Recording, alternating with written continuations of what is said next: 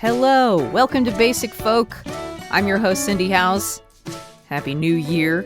This podcast features honest and authentic conversations with under-the-radar folk musicians. I wish you best of luck in keeping your New Year's resolutions. Been seeing a lot of talk that people tend to give up their New Year's resolutions within a couple of weeks after January 1. I believe in you. I think that you can do it. Maybe one of your New Year's resolutions is to listen to all episodes of Basic Folk. That's an easy one. Regardless, on the podcast today, we have singer-songwriter Dawn Landis, who is originally from Louisville, Kentucky. She has spent time in the band Hem. She's toured as part of Sufjan Stevens' band. She has several albums. We talk about a lot of her music, including her latest album, which is Meet Me at the River, which was released just this past fall. And it's kind of a more country album, which was produced by a very famous Nashville country producer, Fred Foster, who takes on people. I think his last record he did was like a Willie Nelson album, to give you an idea of the caliber of Fred Foster. So we talk about that record. We talk about her moving to Nashville. She's just moved there in the past couple of years. She's lived in Brooklyn for 15 years. So we talk about her time in New York and her time in Nashville. We talk about her musical Row, which tells the story of Tori Murden McClure, who rowed across the Atlantic Ocean in a small rowboat. Dawn gave a TED Talk about Tori's journey. It is harrowing. I will post the TED Talk on my website so you can take a look at that. Let's just get to a song from Dawn. This is from her latest album, Meet Me at the River, my favorite song from the record, called Traveling. And then we will get to our conversation with the lovely and talented Dawn Landis on Basic Folk.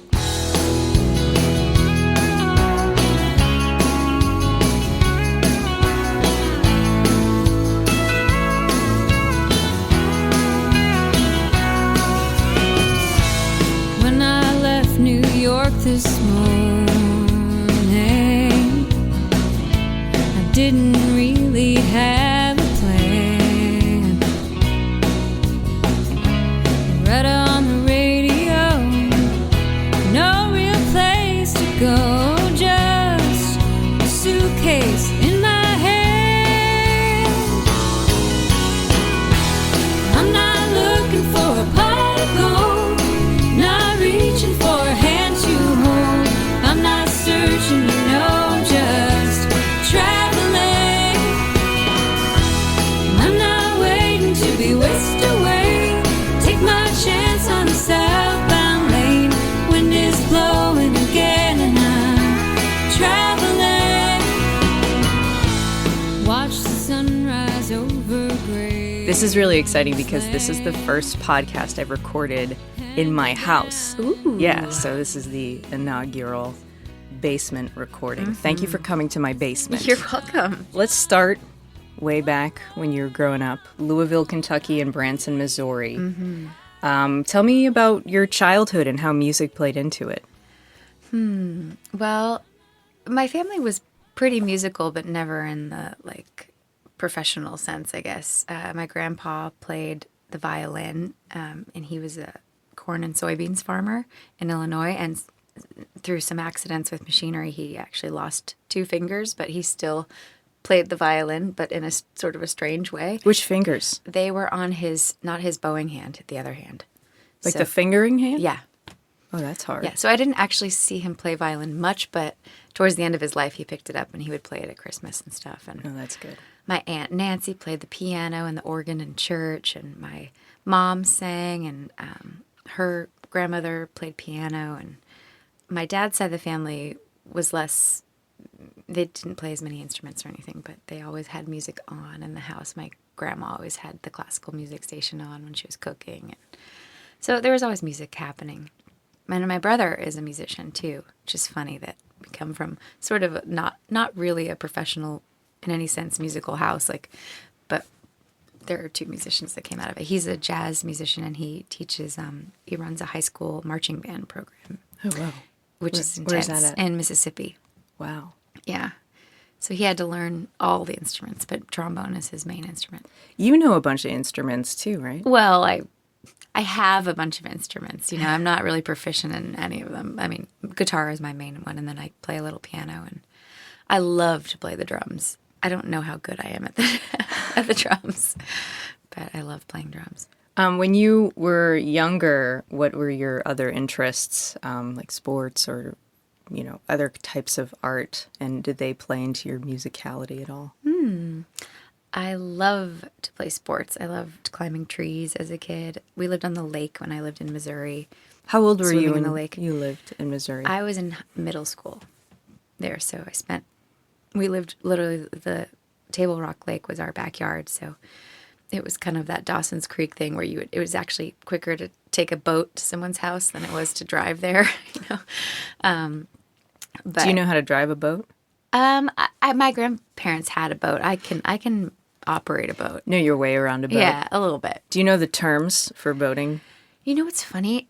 I don't really, but I mean, now that I'm writing this musical about a rower, and right. I rowed in college, so I know all of that terminology from port, starboard, and bow and stern. Obviously, we're the north, south, and east, west of a boat, but most of no, not really. I have to look them up. Yeah, I wonder if it would just come back to you at all. Maybe. Yeah. Your dad worked in a coal mine. He did. It's a little bit, yes, he did. He worked for Amex Coal, but he was an administrator. I mean, he did have a hard hat and boots and a work truck, which later became my first car, which was pretty awesome. It had a CB radio and everything in it, Whoa. Which was really cool. Did you have a CB name? I did not, but I mostly was just a voyeur. I would turn it on and listen to other people talking. Every once in a while I would say something, but I didn't know the lingo really. Just it was fun to hear that. He was an arbitrator between the unions and the company. And what about your mom? She did a lot of non-for-profit fundraising. So she worked with the Louisville Ballet and the Nature Conservancy and Planned Parenthood. I mean, she did a bunch of really cool causes. It kind of sounds like two different worlds. Yeah. Can you tell who was the Democrat and who was the Republican in the relationship? That one didn't last. Yeah. So where does your dad live now, in Kentucky still? My dad lives he lives in Kentucky. He lives in Florence, Kentucky, which is near Cincinnati, kind of. And my mom's in Arizona. Cool. Do you want to talk about politics? Oh, sure. All right. I'm not very informed, but I feel strongly about things. So I'm mostly interested. I heard you tell a story of your dad being excited about Dan Quayle visiting his coal mine. So you must have differing politics from your dad. Yeah. So that was a funny story because I'm a huge Loretta Lynn fan.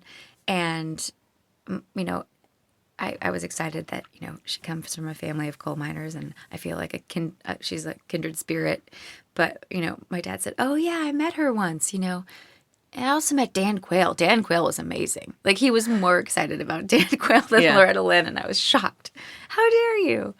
I read about it afterwards. I think she had some sort of business relationship with Amex Coal that didn't go very well for her, I think, in the end. But I thought that was interesting. Loretta Lynn branded coal or something. Right. Willie's Weed or something. Yeah. With your dad, is it difficult do you just avoid politics altogether, talking about that? Well, lately, yes, but there was a time when we talked about, when I was first in college, when I first voted, gosh, that would have been 2000 or something. I talked to my dad a lot because I thought I can make a difference. I can change my dad's mind.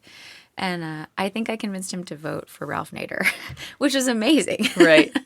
Maybe, Yeah. In the end, who knows if that was amazing or a great idea or not. But we kind of stopped talking about it. I feel like, I don't know, it's hard. It's so tricky, Now I live in a neighborhood in Tennessee where half of my neighbors are liberals and half are conservatives. And I feel like that is a comfortable place for me because of my family. Mm-hmm. But interesting. But I've been living in New York before that for 15 years where everyone thinks like I do, and you're just surrounded by... It's like a utopia. Yeah, kind of. Right. And, so after the election 2 years ago, we had just moved to Tennessee. We had just moved to Nashville the day of the election. We Whoa. watched the election results in our friend's house and woke up the next morning because we hadn't got into our new house yet. And we were just like, where are we? Like, because Nashville's a blue dot in a red state. So we didn't know many people in town. And we were just kind of like, oh no, like, where are our people? And it felt very strange to just walk around on the street because it felt like such an emotional experience. And then to not be sharing it with people, Right. you know, it was devastating. It was a devastation that felt universal, but then it's not universal. Right. Well, yeah, and you also that's so crazy to hear that you just left New York. Oh, the night, yeah, that was our first night. That was our first night in Nashville. And you lived in New York for 15 years. 15, yeah. Mm-hmm. So you're leaving behind not only, the utopian political world that you've been living in, but your community you've built for a really good portion of your life. Oh, yeah. Yeah. That was very alarming. Yeah. But have you found your people in Nashville? I found some great people. I feel like we found a community. Actually, we started going to church because for this reason, we were like, we need some like-minded people that want to do good. We don't want it to be a bitch fest. We don't want to sit around and bitch about life. Like, we want to talk about how we can do something to make it better, and that seemed like a good place to start looking, I think, was churches. And I mean, there's a lot of dogma that I don't believe in. And, I like things about every religion. So I didn't even know what denomination, or anything. We just started going to a bunch of churches, and eventually we found one that we liked. And, so we go there now. And we met a lot of friends through that. Did you have religion growing up? My dad was Catholic, and I grew up vaguely Catholic. I didn't get confirmed because by the time I was supposed to be confirmed, I was questioning everything, and I went through the whole CCD education, and then at the end I said, Dad, I'm sorry, I don't know if I believe in this 100%. So and he was okay with it? He was upset, I think, but what can you do? Right. That's good to have that kind of relationship with your parents, and they're, some people don't have a choice; they have to do it. Yeah, I'm sure. Yeah. So what made you interested in writing your own songs, playing your own music? My dad had this little handheld tape recorder, and I think he would use it to work on speeches, and so I would take that I think I have tapes of me when I was 4 or 5, just making up songs, just singing and random words about I think butterflies and just flowers and stuff, 4-year-old stuff. Right. There was one I loved I had a cold, and I was singing Twinkle, Twinkle, Little Star, and my mom was singing with me, and I don't know if she did it on purpose, but we were harmonizing with each other, which was really cute. And I had a cold, so it was funny. That's sweet. What was your first instrument that you played? Piano. I took piano lessons when I was in first grade. And then when did you come to the guitar? Not until high school. I think I was a sophomore in high school when I was already singing in a band at that point, like a rock band kind of. Yeah. We didn't play any shows out. We just practiced covering in this guy's Sarah basement. McLachlan. And... Actually, we were covering Led Zeppelin and Eric Clapton. Yeah.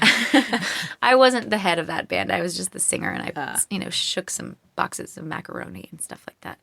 I was the percussionist singer. And that was I got a great education by oh wow, this is how you have a rehearsal. These are the parts of a band, and then I got really interested in it, and I started taking guitar lessons sort of secretly. I didn't tell anyone because I didn't want to suck. At the beginning, it's hard. It's hard to learn an instrument. Yeah, your fingers hurt, and you don't sound very great on the guitar at the beginning. And so it was about a year in, I started taking lessons from this local songwriter, Danny Flanagan, who's a great guy. This is in Louisville still? In Louisville, yeah. And then I started my own girl band with 2 of my friends. And then I kind of took what I learned from the other band experience and did that with my friends. And that was really great. And we played one show, We got one on the books. That's good. So you decided to go to NYU in New York. Mm-hmm. Is that in the late 90s? 99. 99. Yeah. Oh, the very tail The end. very tail. I guess, yeah, because that was my first election. Was I voted on the campus in my dorm in wow. 2000. Yeah. That's cool. Yeah. So you went there for 2 years to be a sound engineer. I didn't know what I wanted to do. I was interested. I actually thought I was going to be an ethnomusicologist when I first started. Nice. Yeah, I took anthropology classes and language class. I took like Psych 101 was a really great. I loved that. How does that play into ethnomusicology? I don't really know. I mean, they have a course. It was called College of Arts and Sciences, and for the first 2 years, you don't have to declare a major. You can take, I took literature classes and physics for poets, stuff like this. Wow. Yeah. That's cool. Yeah, it was cool. Were you Alan Lomax fan? Oh, yeah. Love him. Tell me about it. I mean, the wax cylinder recordings and everything. I mean, all of the field, I'm putting this in quotes, air listeners, quotes. you can't see me. Field recordings. I love the sound of that music, and I've always been interested in music in different languages and from different traditions. So, I mean, in high school, I was going to see like classical Hindustani concerts, and like I loved Bhangra, and I just always loved. What's Bhangra? It's a Indian dance music. It's played with these. It's usually these guys who have drums with these sticks that are kind of like hollowed out wooden spoons, and they play. It's really fun to dance to. Cool. Mm-hmm. And you have so much access to that stuff in New York City. Yeah. Yeah. I actually started my first job. I got a job at this club called SOBs, which was Sounds of Brazil. It was a world music club. And I was their publicity intern. So I would help write the press releases and make sure the bands were okay. And that was a cool job because they had all kinds of music coming in and out of there. They had salsa and mambo and rap. Most Def came. They had like an R&B booker and a Latin booker, and it was cool. As a sound engineer, so you left school after 2 years and then started working as a sound engineer. Well, basically what happened was I had to declare a major after 2 years, and I wasn't really sure what I wanted to do, but I took like a film scoring class at NYU, and I loved that. And that was my first exposure to Pro Tools. And then what year was this? Was 2001? 2001, yeah. Yeah, so baby Pro Tools. Yeah. And I got an internship at Phillip Glass's studio, and I was actually working there when 9/11 happened. And that was crazy because I was the only one at the studio. And it was this big studio with a staff of people, and I was the first person in that day, and I had to deal with the studio because no one knew what was going to happen, So I was like on the phone with the main engineer from the studio and the owner of the studio, and they were telling me how to power down everything and save files and all this stuff. And it was like the apocalypse. Nobody knew. There were people literally running in the streets. It was crazy. Wow, that's interesting to hear how a production studio was affected. Oh, yeah. And people were taking their files because they thought, what's going to happen? Right. Like, I've been working on this material. I'm literally like going upstate. I'm driving as far away from here as I can with my music, I had a question about, so you are a sound engineer and also have production experience. You produced most of your music. Yeah. Do you see a difference in the way a man produces a record versus a woman? I have not worked with a lot of female producers. I mean, most of the producers I've seen, having been a sound engineer, have been men.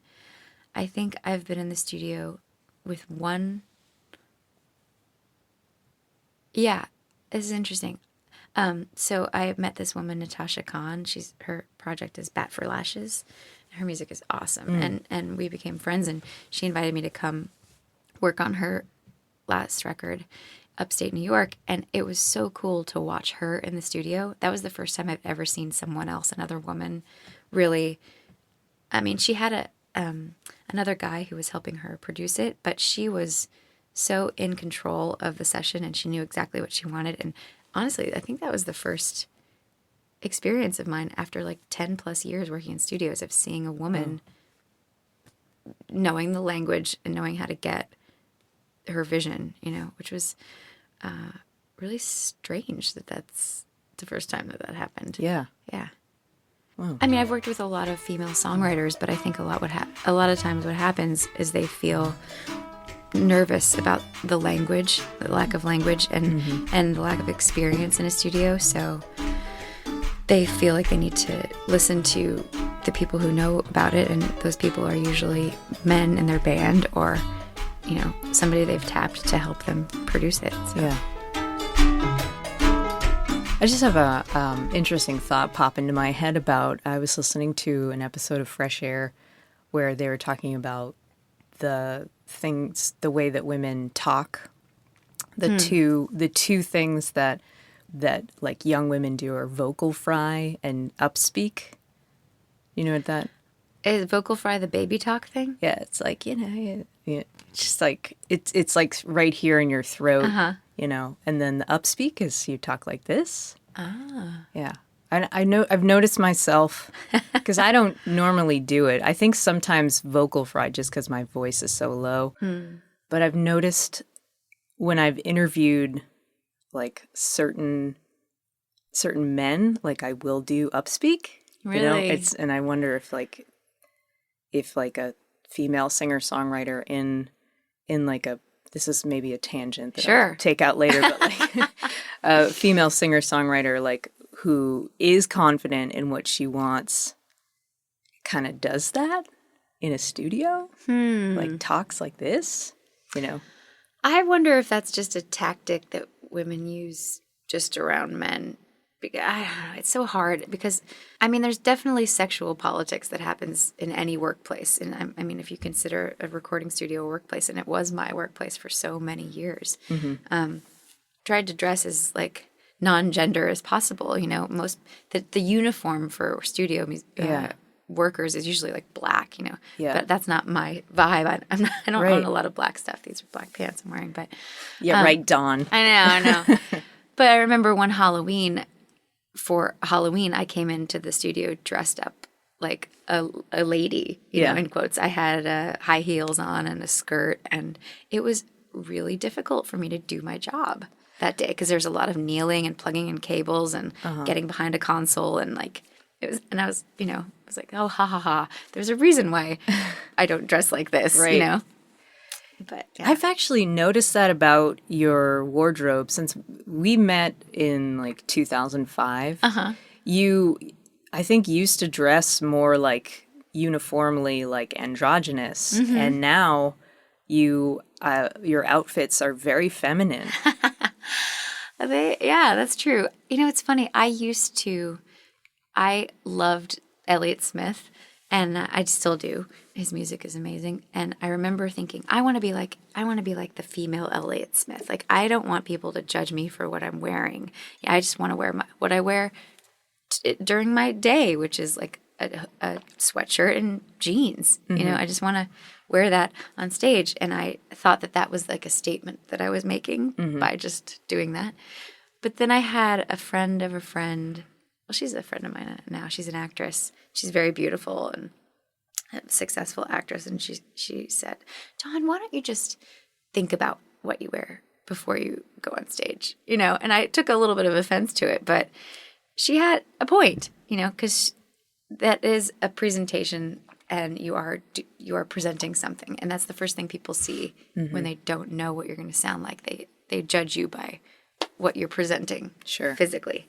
And I resisted that for a long time.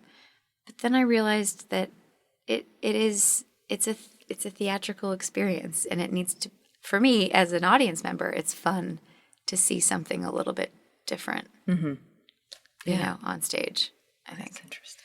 Yeah.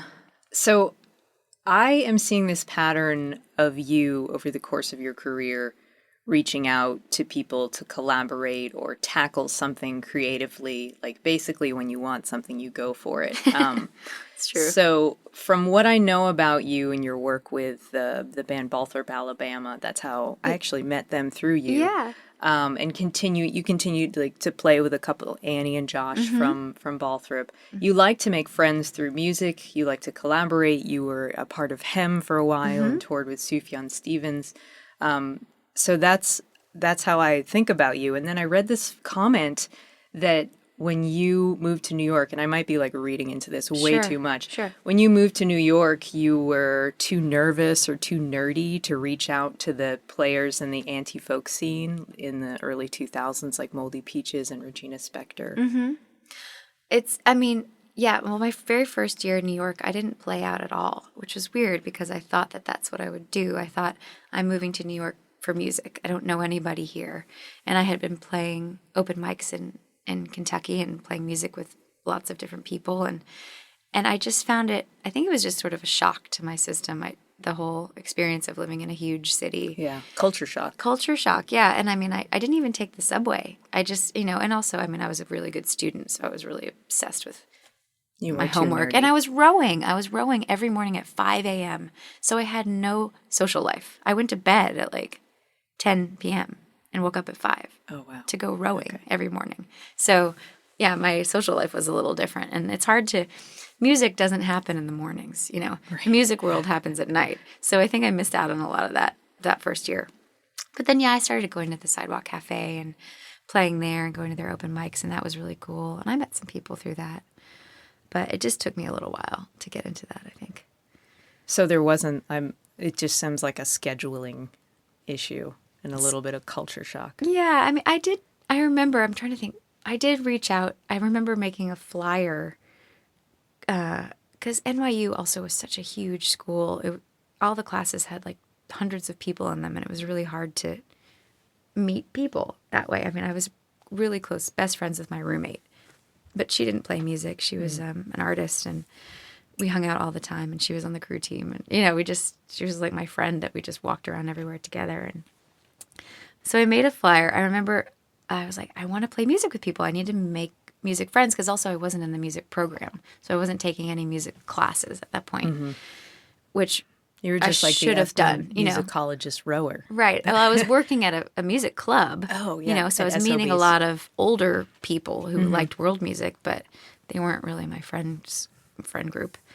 Yeah, I made a flyer, and I remember it had a scene from some Charlie Chaplin movie where they're like working on the belt at the factory, and I just took a still of that, and I said like, who wants to play music or something like that, and like looking for musicians. And it was very vague, you know what I mean? Yeah. Like, I don't even know if I put my influences on there.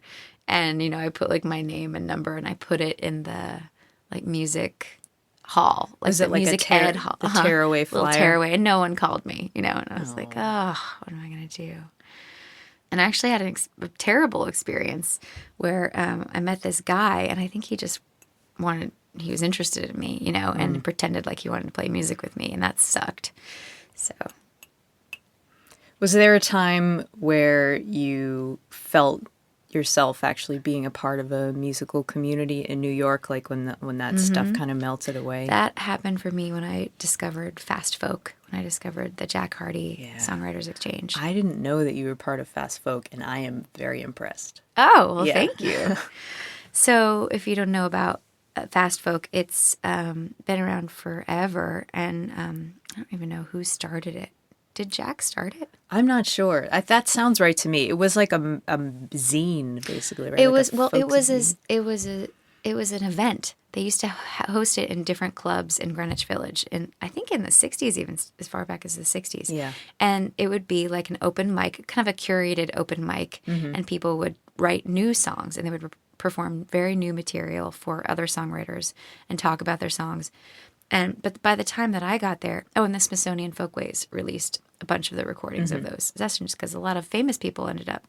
They weren't famous at the time, but the whole Suzanne Vega is the one that comes so to she, Townes Van Zandt went there, like, so many songwriters of all ilks. Sean Colvin. Probably, yeah. Any songwriter you can think of. No, but there's really, like Richard Julian, like all kinds of people. Yeah.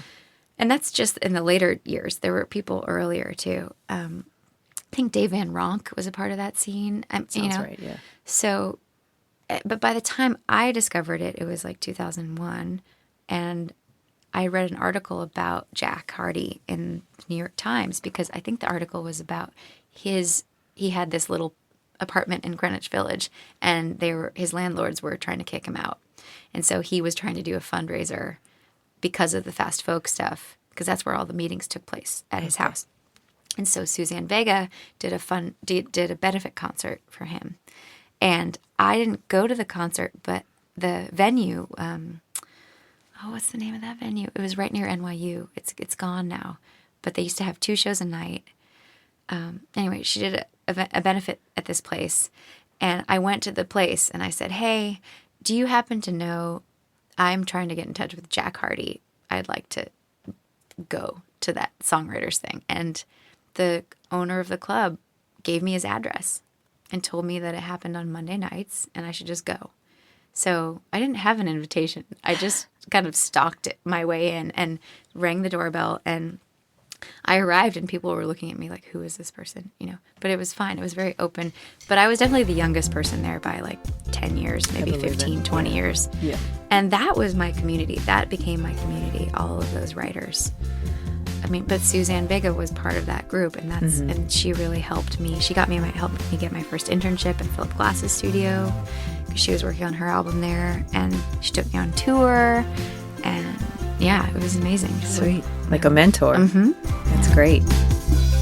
As someone who has changed courses in life, did you ever feel afraid that you would not be able to have like the things that you wanted in life? I mean, I'm sure you've come to crossroads in your life at certain times, but like some crossroads are bigger than others. Where did uncertainty play in those choices for you?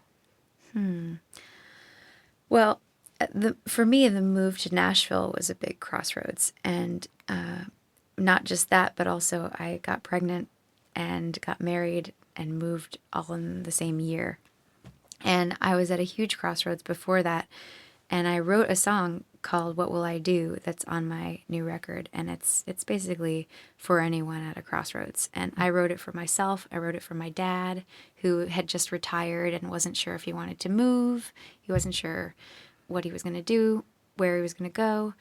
That was a big life change for him. I wrote it for my friend Danica, who couldn't decide if she wanted to have kids, and I think for myself, for that reason too, I wasn't sure. I knew I wanted to change something, and I was at the precipice, but I wasn't sure what to do, and then I wrote that song. It's funny. Did it help? Oh yeah, totally helped. I mean, and at the end of the song, the whole song is questioning what's going to happen. What will I do? I don't know what's going to happen. And then at the very end of the song, I kind of say, so what if I do? And then I do it. I do the thing. Man, that's great. Yeah. So Creighton is my husband. Yes. Is your husband, and he writes musicals. He does. How did how did you both feel about leaving New York behind, particularly leaving Broadway behind, leaving the theater scene behind? Yeah. Well, he moved from North Carolina to New York to do an MFA program at NYU for musical theater. So we missed each other. I went there for undergrad years before that. But, musical theater is even harder than touring as a singer-songwriter, because to put up a musical, you need a lot of money and a lot of support from an institution, So he's written a lot of musicals, but I think he's really found a niche for himself, introducing young people to music making and theater, and he's just so creative and he's so good with kids. So now he started a music program in Nashville for kids, and it's going really well. Is it independent or part of an organization? It's part of a charter school. Wow. So it's a high school? Middle school. Mm-hmm. Right. Yeah. And then we wrote a musical together last year, which is crazy. We got a commission. It was very Waiting for Guffman, if you've ever seen that movie. Oh, yes. Yeah, we got a commission from the city of Nashville to write about the centennial celebration of our neighborhood, which is called Old Hickory. Oh, that really is Waiting for Guffman. It is 100% Waiting for Guffman. We cast it. There were 20 people in the cast. We cast it mostly from people in the neighborhood. Did it in a little black box theater for the centennial celebration. We were in the parade, waving, with our costumes on. And it was all based on real people from the town. Were you in the musical? Yeah, we wrote ourselves in. And the first scene in the musical is the two of us buying our house, like walking up to the house and being like, oh, what is this? The historical home. Why is it historical? When was it built? And then dun, dun, dun, dun, dun, dun, dun, and then you go back in time 100 years to World War I when all the homes were built for the war. Yeah. That was not your first experience with a musical. You brought it up earlier, but you wrote a musical called Row. Mm-hmm. Did you write it in 2015? I'm still writing it. That's the thing. Musical theater takes a long time. I've written probably about 35 songs for this show, and we keep changing it, and so it's had. We got my partner Danny Goldstein, who's writing the book, which is the sort of the dialogue between the actors and how the scenes move and everything. But I wrote the music and the lyrics. Yeah, it's evolved. We optioned this woman's memoir, and she's from Louisville, Kentucky, Tori McClure, and her book is beautiful. And I did a TED Talk about it, which was really cool, and she let me use video footage that she took. Harrowing. Oh, video. Harrowing. Yes. Did you? So you only show a handful of clips, but did you watch all of the videos? I watched hours and hours and hours of videotape of her talking to herself in the middle of the ocean. She gave me, I think, like 15 DVDs full. What is that, an hour? 15 hours? 15 hours, at least. Yeah. Wow. Yeah. Why did you want to write a musical about her story? It's funny. Well, I had never really thought about writing a musical until Danny Goldstein approached me, and we had some mutual friends, and he was a fan of my music, and we went to lunch, and he said, hey, do you want to write a musical? Have you ever thought about that? And I said, no, I've never thought about that, but that sounds cool. What do you want to write about? And then we just started sharing ideas, and I had just read Tori's memoir because I'm from Louisville, and it took her 10 years to write it. So she rowed across the ocean in 1999, and then she wanted to write her own story, so it took her 10 years. She went and got her MFA in creative writing. Now she's the president of the university where she got her MFA. Oh my gosh, she sounds incredible. She is amazing. Yeah. I can see why you wanted to write a musical about it. Yeah, she's insane. Not just a physical feat, to row across an ocean. She also hiked to the South Pole. She was the first woman. Wow. There was a team. It was her and another woman. That's the kind of life where you look at her accomplishments and then you're like, what am I doing? Right, but see, that's the feeling that the show gives people. We've never performed it fully on a stage with like choreography and costumes and everything, but we've done several iterations of it as readings where there's 10 actors and they all sing, and it's really powerful to write for 10 voices. I've never really gotten to do that before. It's fun. Get to write songs for guys to sing, and for like a trio of ladies that are sassy to sing, and like for the whole ensemble to sing together. It's really cool. So I'm very excited for that, and there's some momentum happening. We did a conference called NAMT, National Association of Musical Theater, where they presented the show, the first 45 minutes of the show, and it was so great in New York. And then Playwrights Horizons is doing a reading of it, so it's got some. People are interested in, and what happens is people see this story, we tell this story, and they feel inspired to go out and do something with their life. And that's what I want to give people. I want to give that to people. I want people to feel like that. That's what you should feel like, I think, Yeah. Yeah. I want to talk about your songwriting a little bit. Sure. So you have a pretty extraordinary range in your songs. So you have this wonderful light touch that floats along that I think has always been in you. But you also have this interesting darkness in some of your songs. And I actually I could be wrong, but I haven't heard it on the last few albums. Like last night you did Bodyguard, and I thought like that's a side of Dawn that's like super cool.